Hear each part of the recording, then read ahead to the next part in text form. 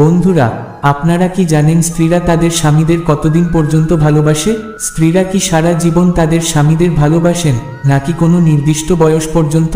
এই প্রশ্নের উত্তর জানার জন্য আজকের আলোচনা অত্যন্ত আকর্ষণীয় হতে চলেছে। অনেক সময় আমরা দেখি পরিবারের লোকেরা তাদের মেয়েদের ধনী পরিবারে বিয়ে দিতে চান। তারা মনে করেন মেয়ে যদি ধনী পরিবারে যায় তবে সে নিশ্চয়ই সুখী জীবনযাপন করবে। কিন্তু বন্ধুরা, সত্যি কি তাই? ধনী পরিবারে বিয়ে মানেই সুখী জীবন? মেয়েটি সত্যিই সুখে থাকবে, নাকি দুঃখে কাটাবে তার দিন? এটা বলা একেবারেই সম্ভব নয়। আজ আমি আপনাদের সামনে এমন একটি সত্য ঘটনা তুলে ধরতে চলেছি, যার মাধ্যমে আপনারা বুঝতে পারবেন যে নারীরা পুরুষদের কতদিন এবং কিভাবে ভালোবাসেন। বন্ধুরা, এই গল্পটি শুধু আকর্ষণীয় নয়, অত্যন্ত শিক্ষণীয়। তাই আমি আপনাদের কাছে অনুরোধ করছি, ভিডিওটি শেষ পর্যন্ত দেখুন এবং নিজেই উপলব্ধি করুন স্ত্রীর ভালোবাসার গভীরতা। আসুন আমরা জেনে নিই এমন এক বাস্তব গল্প যা আমাদের সবার মনে গভীরভাবে প্রভাব ফেলবে। আশা করি আজকের এই ভিডিওটি আপনাদের ভালো লাগবে এবং নতুন কিছু শেখার সুযোগ করে দেবে। বন্ধুরা, আপনারা সবাই জানেন যে আজকের কলিযুগে সম্পর্কের জটিলতা দিন দিন বেড়েই চলেছে। আমাদের ছেলেমেয়েরা কখনো জেনে কখনো না জেনে কারো না কারো সাথে কথা বলতে গিয়ে প্রেমে পড়ে যায়। কিন্তু বন্ধুরা, যখন সেই প্রেম বিয়েতে পরিণত হয় না, তখন অনেকেই আবেগে ভুল সিদ্ধান্ত নিয়ে ফেলে। তারা পরিবারকে ত্যাগ করে পালিয়ে যায়, অন্য কোথাও গিয়ে বসতি স্থাপন করে এবং নিজেরা বিয়ে করে ফেলে। আজকের এই যুগে এমন ঘটনা আমাদের চারপাশে প্রায়শই দেখা যায়। একে অনেকেই সাধারণ বিষয় বলে উড়িয়ে দেন। তবে বন্ধুরা, আজ আমি আপনাদের সামনে এমন কিছু সত্য উন্মোচন করব যা এই সম্পর্কের জটিলতাকে আরও গভীরভাবে বুঝতে সাহায্য করবে। কারা সেই সব নারী যারা মৃত্যুর আগ পর্যন্ত তাদের স্বামীকে নিঃস্বার্থভাবে ভালোবাসেন, এবং কারা সেই নারীরা যারা স্বামী থাকা সত্ত্বেও অন্য পুরুষের প্রতি আকৃষ্ট হয়ে পড়েন এবং শুধুমাত্র লোক দেখানোর জন্য স্বামীকে ভালোবাসার ভান করেন? বন্ধুরা, আজকের এই ভিডিওটি অত্যন্ত গুরুত্বপূর্ণ। এতে এমন কিছু বিষয় রয়েছে যা আপনাকে আপনার নিজের সম্পর্ককেও নতুন দৃষ্টিকোণ থেকে দেখতে শেখাবে। আমি আপনাদের কাছে অনুরোধ করছি, ভিডিওটি শুরু থেকে শেষ পর্যন্ত দেখুন। তবেই আপনি বুঝতে পারবেন সম্পর্কের গভীরতা এবং ভালোবাসার প্রকৃত অর্থ। একসময় উত্তরপ্রদেশে ছিল একটি স্বভাবমান নগর। সেই নগরে ছিল এক বিশাল ঘন জঙ্গল, যেটি ছিল কেবলমাত্র বন্যপ্রাণীদের আবাসস্থল। সেই জঙ্গলে কেউ যেত না বা আসতো না। বন্ধুরা, সেই রাজ্যে একজন রাজা রাজত্ব করতেন, যার নাম ছিল ধর্মরাজ। তার বয়স ছিল প্রায় 42 বছর এবং তিনি তখনও অবিবাহিত, কারণ আজ পর্যন্ত কোনো নারী তাকে মুগ্ধ করতে পারেনি। তার মতে তার রাজ্যের কোনো নারী তার যোগ্য বা যথেষ্ট সুন্দরী ছিল না।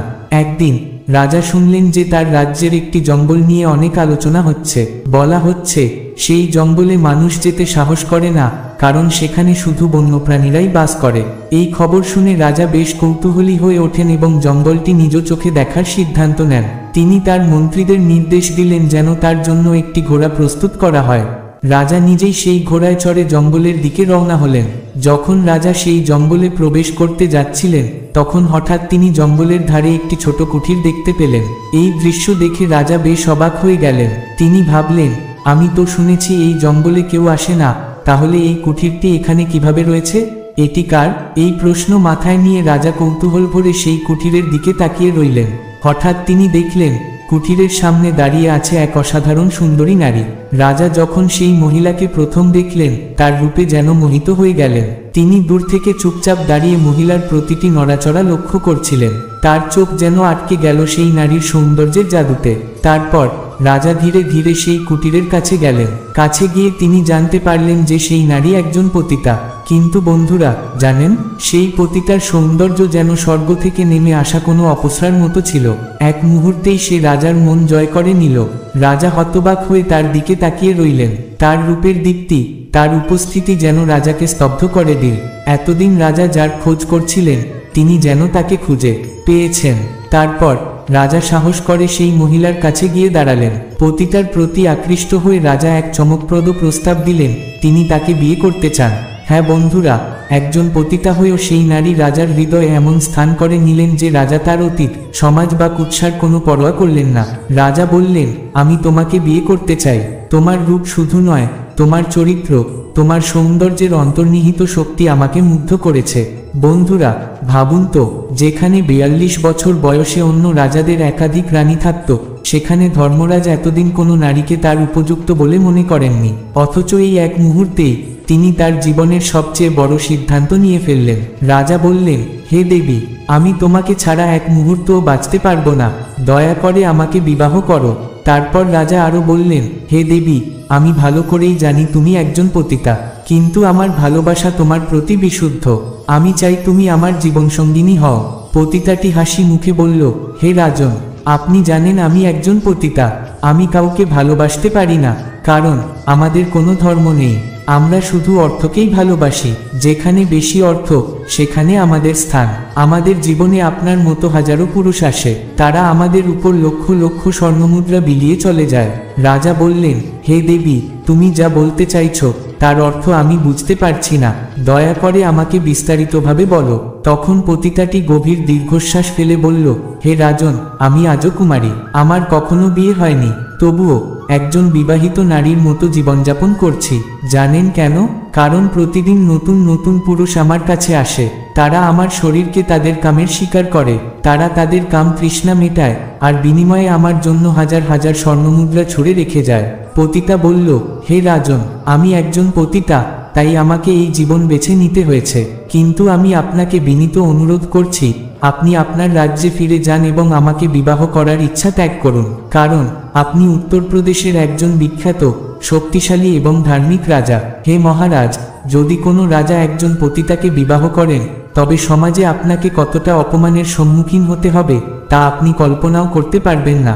তারপর সে কাপা কণ্ঠে বলল, হে রাজন, একজন রাজার পক্ষে একজন পতিতাকে বিবাহ করা মোটেই উচিত নয়।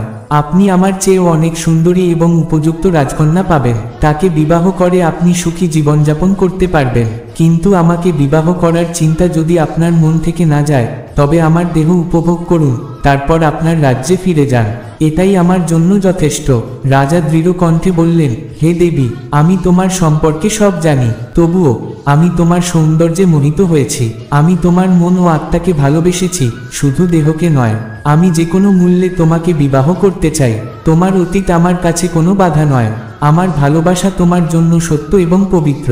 বন্ধুরা, সেই রাজা সেই পতিতার সৌন্দর্যে এতটাই মুগ্ধ হয়ে গিয়েছিলেন যে তিনি তার প্রেমে সম্পূর্ণ অন্ধ হয়ে পড়েন, আর নিজের আবেগ আর ভালোবাসাকে আর নিয়ন্ত্রণ করতে পারলেন না। রাজা তার আকুল পীড়াপিড়িতে বললেন, হে দেবী, আমি তোমাকে চাই, আমি তোমাকে ছাড়া বাঁচতে পারবো না, দয়া করে আমাকে বিবাহ করো। পতিতা একটু থেমে নরম গলায় বললেন, ঠিক আছে রাজন, আমি আপনাকে বিবাহ করতে রাজি, আমি অবশ্যই আপনার রানী হব, কিন্তু মহারাজ, আমার কিছু শর্ত আছে, আপনি যদি সেই শর্তগুলো মেনে নেন, তবে আমি আপনাকে বিবাহ করব। রাজা আনন্দে উজ্জ্বল হয়ে বললেন, হে দেবী, তোমার শর্তগুলো বলো, আমি অবশ্যই তোমার সব শর্ত মেনে নেব। পতিতা গভীর দৃষ্টিতে রাজার দিকে তাকিয়ে বললেন, হে রাজন, আমার বৃদ্ধ মা বাবা আছেন, আপনি যদি আমাকে বিবাহ করতে চান, তবে তাদের আপনার প্রাসাদে নিয়ে যেতে হবে, আপনি তাদের সসম্মানে রাখবেন এবং তাদের ভালোভাবে যত্ন নেবেন, আর যদি আমার মা বাবার কোনো কষ্ট হয় বা তাদের সম্মানে কোনো আঘাত লাগে, তবে আমি সঙ্গে সঙ্গে আপনার প্রাসাদ ছেড়ে চলে যাব। পতিতা দ্বিতীয় শর্ত রাখলেন, হে রাজন, আপনার প্রাসাদে থাকাকালীন আমি যাই করি না কেন, আপনি আমাকে বাধা দিতে পারবেন না, আমার জীবনযাপন আপনি কোনো বিধিনিষেধ আরোপ করতে পারবেন না, যেদিন আপনি আমার উপর কোনো নিয়ম চাপানোর চেষ্টা করবেন, সেদিনই আমি আপনার প্রাসাদ ছেড়ে চলে যাব। বন্ধুরা, পতিতা এই দুটি শর্ত রাখলেন, প্রথমত তার মা বাবার সম্মান ও যত্ন, দ্বিতীয়ত তার স্বাধীনতা। রাজা পতিতার প্রতি তার গভীর প্রেমে অন্ধ হয়ে উভয় শর্তই মেনে নিলেন। তিনি পতিতার দিকে গভীর ভালোবাসার দৃষ্টিতে তাকিয়ে বললেন, হে দেবী, তোমার সব শর্ত আমি মেনে চলব, আমি প্রতিশ্রুতি দিচ্ছি তুমি যা বলবে তাই হবে, কিন্তু তোমাকে আমাকে বিবাহ করে আমার প্রাসাদে আসতেই হবে, কারণ হে দেবী, আমি তোমাকে ছাড়া এক মুহূর্তও বাঁচতে পারবো না, আমি তোমাকে মন প্রাণ দিয়ে ভালোবেসে ফেলেছি, তুমি আমার জীবন, আমার অস্তিত্ব, তোমাকে ছাড়া আমার জীবন শূন্য।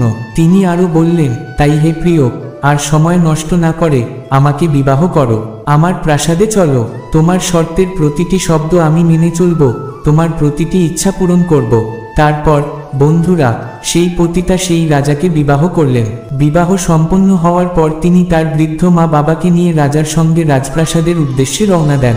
রাজা সসম্মানে তাকে এবং তার মা বাবাকে প্রাসাদে নিয়ে এলেন। প্রাসাদে পৌঁছানোর পর রাজা পতিতার বৃদ্ধ মা বাবার জন্য একটি সুন্দর ঘর বরাদ্দ করলেন এবং তাদের আরামের জন্য সৈন্যদের বিশেষ নির্দেশ দিলেন। সবকিছু নিশ্চিত করার পর রাজা ও পতিতা একসঙ্গে প্রাসাদে থাকতে শুরু করলেন। বন্ধুরা, এই খবর যখন সেখানকার প্রজাদের কাছে পৌঁছালো তখন তারা বিস্মিত হয়ে গেল। তারা মেনে নিতে পারল না যে তাদের প্রিয় রাজা, যিনি এত শক্তিশালী এবং ধার্মিক, তিনি একজন পতিতাকে বিবাহ করেছেন। হাজারো রাজকন্যা যারা রাজার জন্য অপেক্ষা করছিল, তাদের মধ্যে থেকে কাউকে না বেছে তিনি কেন একজন পতিতাকে বিবাহ করলেন তা তাদের কাছে এক রহস্য হয়ে দাঁড়ালো। অন্যদিকে সেই পতিতা রাজার সঙ্গে প্রেমপূর্ণ জীবনে নিজেকে মেলে ধরলেন। তিনি ধীরে ধীরে প্রাসাদের পরিবেশে মানিয়ে নিলেন। তার মধ্যে ছিল এক গভীর ভালোবাসা এবং রাজার জন্য নিঃস্বার্থ শ্রদ্ধা। বন্ধুরা, সেই রাজা তার স্ত্রী অর্থাৎ সেই প্রাক্তন পতিতার প্রেমে এতটাই অন্ধ হয়ে পড়েছিলেন যে রাজসভা পরিচালনা করাও ভুলে গিয়েছিলেন। রাজা দিন রাত তার স্ত্রীর সঙ্গে সময় কাটাতেন। তিনি তার স্ত্রীকে এক মুহূর্তের জন্য চোখের আড়াল করতে চাইতেন না। এই অবস্থায় মন্ত্রী এবং প্রজারা অত্যন্ত ক্ষুব্ধ হয়ে ওঠে। মন্ত্রীদের মধ্যে একজন ছিলেন যিনি রাজার প্রতি ভীষণ বিশ্বস্ত এবং তাকে ভালোভাবে বোঝানোর চেষ্টা করলেন। তিনি বললেন, মহারাজ, আপনার এই আচরণের জন্য প্রজারা ক্ষুব্ধ। আপনি রাজ্যের দায়িত্ব ভুলে গিয়েছেন। রাজা হিসেবে আপনাকে প্রজাদের জন্য কাজ করতে হবে। কিন্তু রাজা মন্ত্রীর কোনো কথাই গুরুত্ব দিয়ে শুনলেন না। তিনি শুধু বললেন, আমি আমার স্ত্রী ছাড়া কিছুই বুঝি না। আমার জন্য সেই সব কিছু। তাকে ছেড়ে আমি কিছুতেই থাকতে পারবো না। এরপর কিছু অসন্তুষ্ট মন্ত্রী নিজেদের মধ্যে গোপনে আলোচনা শুরু করলেন। তাদের একজন বললেন, এই পতিতা এবং তার বৃদ্ধ মা বাবা রাজ্যের শাসন ব্যবস্থা নষ্ট করে দিচ্ছে। যদি এই বৃদ্ধ মা বাবা না থাকে তবে রাজা হয়তো আমাদের কথায় গুরুত্ব দেবেন। তারা এই ষড়যন্ত্রে নগরের কিছু চোরকে ডেকে পাঠালো। মন্ত্রীদের মধ্যে একজন চোরদের বলল, তোমরা যদি সেই বৃদ্ধ মা বাবাকে হত্যা করতে পার তবে তোমাদের 5000 স্বর্ণমুদ্রা পুরস্কার দেওয়া হবে। 5000 স্বর্ণমুদ্রার কথা শুনে চোরেরা লোভে পড়ে গেল। তারা বলল, মন্ত্রীজি, আপনার কাজ আজই হয়ে যাবে। আজ রাতেই আমরা সেই বৃদ্ধ মা বাবাকে হত্যা করব। আপনার চিন্তা করার কোনো কারণ নেই। বন্ধুরা, মধ্যরাতে সেই চোরেরা গোপনে রাজপ্রাসাদে প্রবেশ করল। লুকিয়ে লুকিয়ে তারা বৃদ্ধ পিতা মাতার ঘরে পৌঁছে গেল। তারপর তারা যখন বৃদ্ধ পিতা মাতাকে হত্যা করতে উদ্যত হলো তখনই বৃদ্ধ পিতা মাতা জোরে চিৎকার করে উঠলেন, চোর, চোর বলে তাদের কণ্ঠস্বর প্রাসাদ জুড়ে ছড়িয়ে পড়ল। চিৎকার শুনে চোরেরা ভয় পেয়ে গেল। তারা দ্রুত কোনো চিন্তা না করেই বৃদ্ধ পিতা মাতাকে নির্মমভাবে হত্যা করল। তারপর অন্ধকার রাতের সুযোগ নিয়ে পালিয়ে গেল। ঠিক তখনই সেই পতিতা তার পিতা মাতার কণ্ঠস্বর শুনে আতঙ্কিত হয়ে রাজার কাছে গিয়ে বললেন, হে রাজন, আমার মনে হচ্ছে আমার বৃদ্ধ পিতা মাতার কোনো বড় বিপদ ঘটেছে। দয়া করে চলুন তাদের ঘরে গিয়ে দেখি। রাজা এবং সেই পতিতা দ্রুত বৃদ্ধ পিতা মাতার ঘরে গেলেন। ঘরে প্রবেশ করতেই তারা ভয়াবহ দৃশ্য দেখলেন। পতিতার পিতা মাতা মৃত অবস্থায় পড়ে আছেন আর খুনিরা সেখান থেকে পালিয়েছে। কিন্তু বন্ধুরা, গভীর রাতের অন্ধকারে চোরেরা বনের গভীরে গা ঢাকা দিল। হতাশ রাজা অবশেষে প্রাসাদে ফিরে এলেন। রাজাকে ফিরে আসতে দেখে সেই পতিতা কান্নায় ভেঙে পড়লেন। তিনি বললেন, হে রাজন, আমার বাবা মা নেই, আমি কি করব এখন? আমার জীবনের সবথেকে বড় আশ্রয় আমি হারিয়ে ফেললাম। আপনি বলুন, আমি কিভাবে এই শোক সহ্য করব? রাজা গভীর দুঃখে বললেন, হে দেবী, আমি আমার প্রতিজ্ঞা রক্ষা করতে ব্যর্থ হয়েছি। তোমার যে দুটি শর্ত ছিল তা আমি পূরণ করতে পারিনি। হে দেবী, আমি জানি আমার এই ব্যর্থতার জন্য তোমার মনে কষ্ট হয়েছে। এখন তোমার যা মনে হয় তাই করো। বন্ধুরা, রাজার মুখ থেকে এমন কথা শুনে পতিতা বললেন, হে রাজন, আমি আমার শর্ত অনুসারে রাজপ্রাসাদ ত্যাগ করছি। আপনার প্রতিশ্রুতি পূরণ না হলে আমি এখানে আর থাকতে পারি না। এই কথা বলে সেই পতিতা রাজপ্রাসাদ ছেড়ে নিজের ছোট্ট কুটিরের দিকে চলে গেলেন। আর তার চলে যাওয়া দেখে রাজা স্তব্ধ হয়ে গেলেন। তিনি কিছু বলার চেষ্টা করলেও নিজের শর্তের কারণে কিছুই করতে পারলেন না। বন্ধুরা, রাজা যখন দেখলেন তার জীবনের সবচেয়ে প্রিয় মানুষটি তাকে ছেড়ে চলে যাচ্ছে তখন তার চোখ জলে ভরে উঠল। তিনি চুপচাপ দাঁড়িয়ে দেখলেন কিভাবে তার ভালোবাসা তার জীবন থেকে হারিয়ে গেল। পতিতার চলে যাওয়ার পর রাজা অত্যন্ত চিন্তিত হয়ে পড়লেন। তিনি একটি রাজসভা ডাকলেন। সেই সভায় রাজা নিস্তব্ধ হয়ে বসেছিলেন। তার চোখে ছিল গভীর বিষণ্ণতা। সভার কাজ শেষ হওয়ার পর রাজা ধীরে ধীরে সেখান থেকে বেরিয়ে এলেন। তিনি একা নিজের ঘরে বসে ভাবতে লাগলেন, এখন আমার জীবনে কেবল অন্ধকার আর অন্ধকার। হে ঈশ্বর, আমি কিভাবে ওকে ছাড়া বাঁচব? আমার জীবনের সবচেয়ে মূল্যবান জিনিসটি আমাকে ছেড়ে চলে গেছে। এখন আমার জীবন যেন শূন্য। আমি ওকে ছাড়া আর কিছুই বুঝি না। এই শূন্যতা নিয়ে আমি কিভাবে বাঁচব? বন্ধুরা, সেই রাজা পতিতার প্রেমে এতটাই অন্ধ হয়ে গিয়েছিলেন যে তিনি আর কিছুই খেতেন না, কিছুই পান করতেন না। সারা রাত তিনি বিছানায় শুয়ে থাকতেন, কিন্তু ঘুম আসতো না। শুধু পতিতার কথা ভাবতে ভাবতে রাত কাটিয়ে দিতেন। রাজা সারাদিন বিছানায় শুয়ে নিজের ভাগ্যকে দোষ দিতেন। তিনি মনে মনে ভাবতেন, আমার সমস্ত সুখ, সমস্ত পছন্দ আমার কাছ থেকে কেড়ে নেওয়া হয়েছে। আমি যাকে সবচেয়ে বেশি ভালোবাসি সে আমাকে ছেড়ে চলে গেছে। এখন আমার জীবনে কেবল শূন্যতা। আমি আর কতদিন এভাবে বাঁচব? বন্ধুরা, সেই রাজা নিজের কষ্ট আর দুঃখকে আর নিয়ন্ত্রণ করতে পারলেন না। একদিন তিনি ঘোড়ায় চড়ে সেই বনের দিকে রওনা দিলেন যেখানে পতিতার কুঠির ছিল। তিনি যখন সেই কুঠিরে পৌঁছালেন তখন নিজের চোখে পতিতাকে দেখে তার হৃদয় ভরে উঠল। রাজা পতিতার সামনে গিয়ে বললেন, হে প্রিয়, তুমি আমার স্ত্রী, আর আমি তোমাকে ছাড়া এক মুহূর্তও থাকতে পারি না। তুমি তোমার শর্তের কারণে আমাকে ছেড়ে চলে এসেছো, কিন্তু আমি তোমাকে ছাড়া আর বাঁচতে পারছি না। হে দেবী, তুমি চলে যাওয়ার পর থেকে আমার জীবন অন্ধকারে ডুবে গেছে। সারা রাত আমি ঘুমাতে পারি না, এপাশ ওপাশ করি, কখনো উঠে বসি, আবার কখনো শুয়ে থাকি, কিন্তু মন কিছুতেই স্থির হয় না। হে প্রিয়, দিন রাত শুধু তোমার মুখটাই আমার চোখের সামনে ভাসে। তুমি কি জানো আমি তোমাকে কতটা ভালোবাসি? হে দেবী, আমার সাথে প্রাসাদে ফিরে চলো। তুমি আমার জীবন, তুমি ছাড়া আমার আর কিছুই নেই। আমি তোমাকে ছাড়া আর বাঁচতে পারবো না। রাজার কথাগুলো শুনে পতিতা মৃদু হেসে বললেন, হে রাজন, আমি কয়েকদিন আপনার প্রাসাদে আপনার স্ত্রী হিসেবে ছিলাম, কিন্তু আপনি তো জানেন আমি একজন পতিতা, আর পতিতাদের কোনো ধর্ম নেই।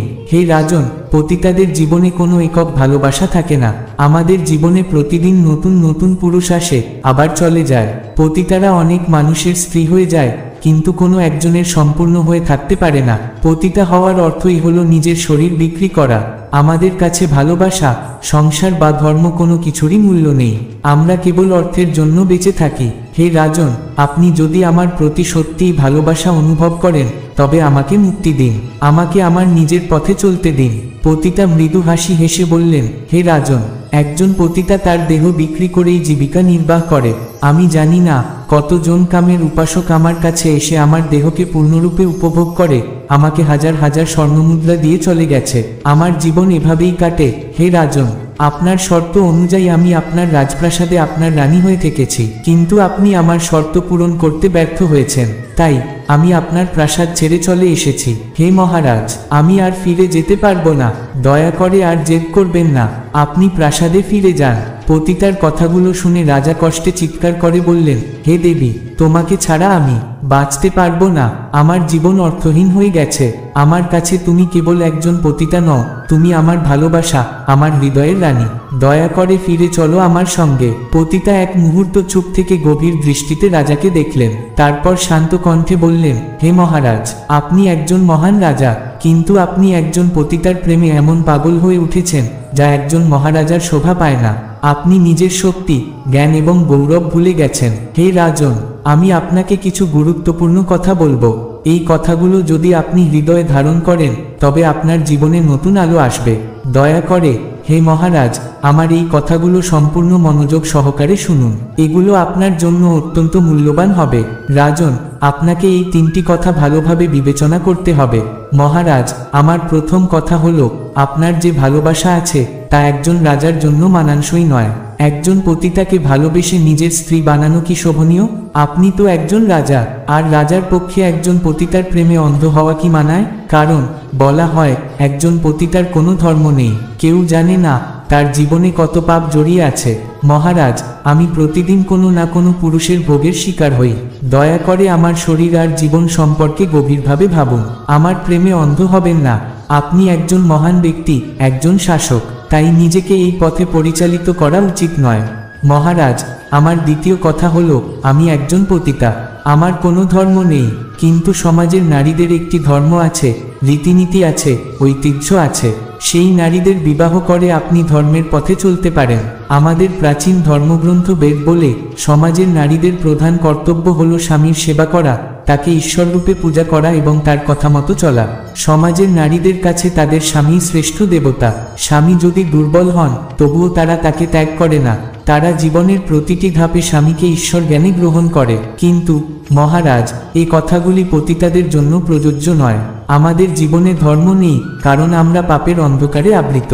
একজন পতিতা সর্বদাই পতিতা থাকে। তাই মহারাজ, দয়া করে আমাকে এবং আমার জীবনের সত্যগুলো বুঝুন। আমাকে ভালোবেসে নিজের পথ থেকে বিচ্যুত হবেন না।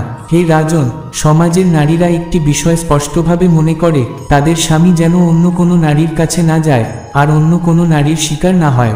কারণ এই সমাজের পুরুষ যদি অন্য নারীর প্রতি আকৃষ্ট হয়, তাহলে ঘরে ঝগড়া বিবাদ শুরু হয়। প্রতিটি নারীই চায় তার পুরুষ যেন কেবল তারই থাকে, সে যেন অন্য কোনো নারীর দিকে তাকায় না। কারণ স্বামীর যা প্রয়োজন তা তার স্ত্রী পূরণ করতে সক্ষম। তাই হে মহারাজ, সমাজের নারীদের মতোই একজন রাজার জন্য এই নিয়ম প্রযোজ্য। সমাজের নিয়ম অনুযায়ী একজন নারীকে বিয়ে করা উচিত যে আপনার প্রতি বিশ্বস্ত থাকবে, এবং একই নিয়ম পুরুষদের ক্ষেত্রেও প্রযোজ্য। স্বামী স্ত্রীর প্রতি বিশ্বস্ত থাকা অত্যন্ত জরুরি। কেবল স্ত্রী তার ধর্ম পালন করবে এটা নয়, পুরুষদেরও তার স্ত্রীকে ভালোবাসা এবং সৎ থাকার দায়িত্ব পালন করতে হবে। হে রাজন, আমি একজন পতিতা। আমাদের জীবনের পথ ভিন্ন। আমরা যেখানে অর্থ পাব সেখানেই যাব। এটাই একজন পতিতার নিয়ম। আমরা আমাদের দেহ বিক্রি করি, আর এটাই আমাদের জীবিকা। পতিতারা সেই সব জায়গার রানী হয়ে ওঠে যেখানে তারা বেশি টাকা পায়। যত বেশি অর্থ দেওয়া হবে ততক্ষণ সে ব্যক্তির রানী হয়ে থাকবে। কিন্তু সময় ফুরিয়ে গেলে অন্য কারো পালা শুরু হয়। হে মহারাজ, একজন পতিতার কাজ হলো নিজেকে বিক্রি করা, প্রতিদিন নতুন কারো রানী হওয়া। তাই আমাদের কোনো ধর্ম নেই।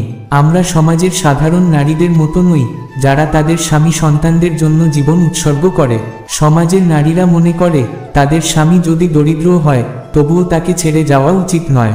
ধরুন, যদি কোনো স্বামীর উপার্জনের উপায় না থাকে, তার কোনো সম্পদ না থাকে, তবুও তার স্ত্রীকে তার পাশে থাকতে হবে। স্ত্রীর কর্তব্য হলো তার স্বামীর প্রতি পূর্ণ সমর্থন রাখা। হে রাজন, এমন নয় যে কোনো স্ত্রী তার স্বামী আর সন্তানদের ত্যাগ করে ধনবান কারো কাছে চলে যাবে। সৎ নারীরা কখনো এমন করে না। স্বামীর অর্থ থাকুক বা না থাকুক, তার প্রতি বিশ্বাস, ভালোবাসা আর কর্তব্য বজায় রাখা প্রতিটি স্ত্রীর ধর্ম। হে রাজন, একজন স্ত্রীর সর্বদা তার স্বামীর পাশে থাকা উচিত। স্বামীর সুখ দুঃখে তাকে সমর্থন করা উচিত। এমন নয় যে স্বামীর আর্থিক অবস্থা খারাপ হলে স্ত্রী তাকে তিরস্কার করবে বা তার সঙ্গে ঝগড়া করবে। যদি কোনো স্ত্রী তার দরিদ্র স্বামীর সঙ্গে ঝগড়া করে, তবে দেবী লক্ষ্মী কখনো সেই ঘরে বাস করেন না। এমনকি যদি দেবী লক্ষ্মী তাদের ঘরে আসেনও, তবে তিনি এক দরজা দিয়ে এসে আরেক দরজা দিয়ে বেরিয়ে যান। অর্থে যতই কষ্ট থাকুক না কেন, একজন স্ত্রীর কর্তব্য হলো তার স্বামীকে ভালোবাসা, তাকে সান্ত্বনা দেওয়া। স্ত্রীকে সবসময় স্বামীকে বলতে হবে, হে স্বামী, আমি তোমার সাথে আছি, চিন্তা করো না, ঈশ্বরের কৃপায় সব ঠিক হয়ে যাবে। হে মহারাজ, একজন স্ত্রীর সর্বদা তার স্বামীর প্রতি আকৃষ্ট থাকা উচিত। একইভাবে একজন স্বামীরও তার স্ত্রীর প্রতি ভালোবাসা থাকা আবশ্যক। স্বামী স্ত্রীর মধ্যে ভালোবাসা এবং বিশ্বাসের বন্ধন সবচেয়ে গুরুত্বপূর্ণ। কোনো নারী যেন কখনো তার স্বামীকে ত্যাগ না করে। একইভাবে কোনো স্বামীকেও কখনো তার স্ত্রীকে ত্যাগ করা উচিত নয়।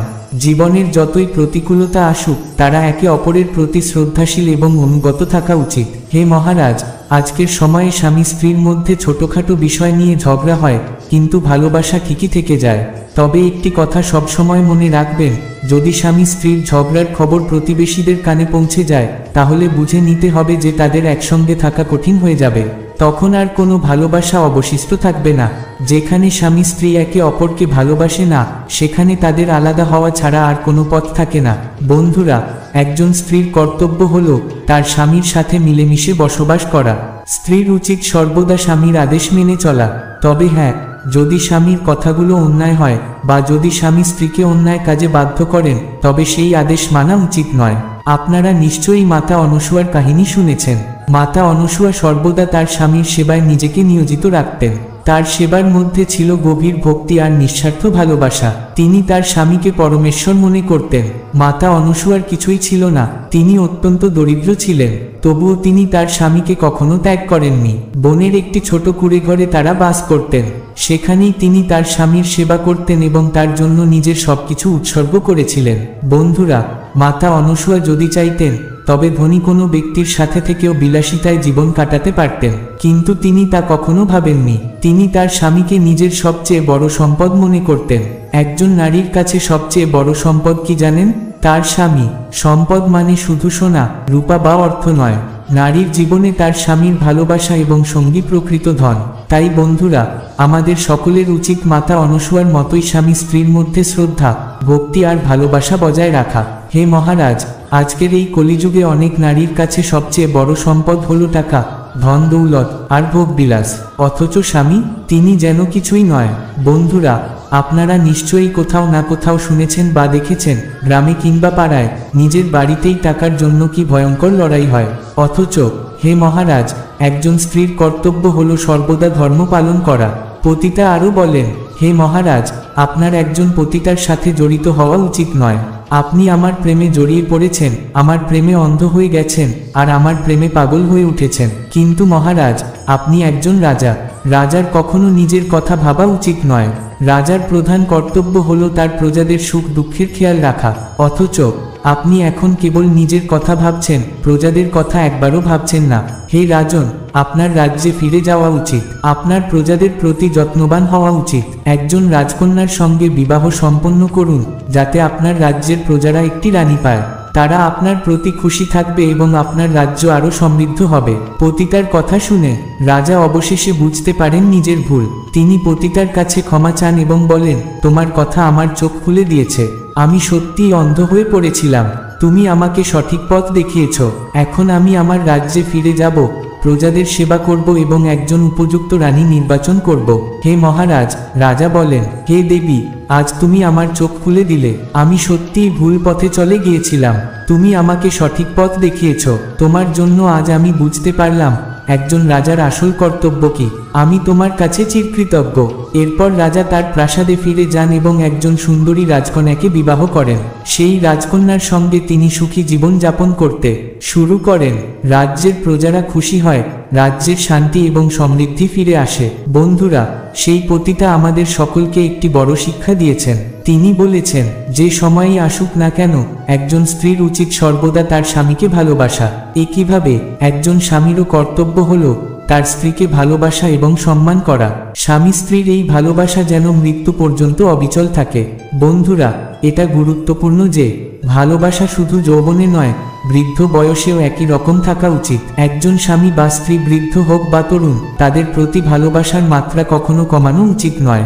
এটাই একটি সুখী দাম্পত্য জীবনের মূলমন্ত্র। তাই বন্ধুরা, আজকের এই গল্প থেকে আমরা শিখলাম ভালোবাসা এবং দায়িত্বের গুরুত্ব। আশা করি এই গল্পটি আপনাদের ভালো লেগেছে। যদি ভালো লেগে থাকে তাহলে অবশ্যই কমেন্ট করে জানান। ভিডিওটি ভালো লাগলে একটি লাইক দিন এবং আমাদের চ্যানেলটি সাবস্ক্রাইব করে পাশে থাকুন। ধন্যবাদ।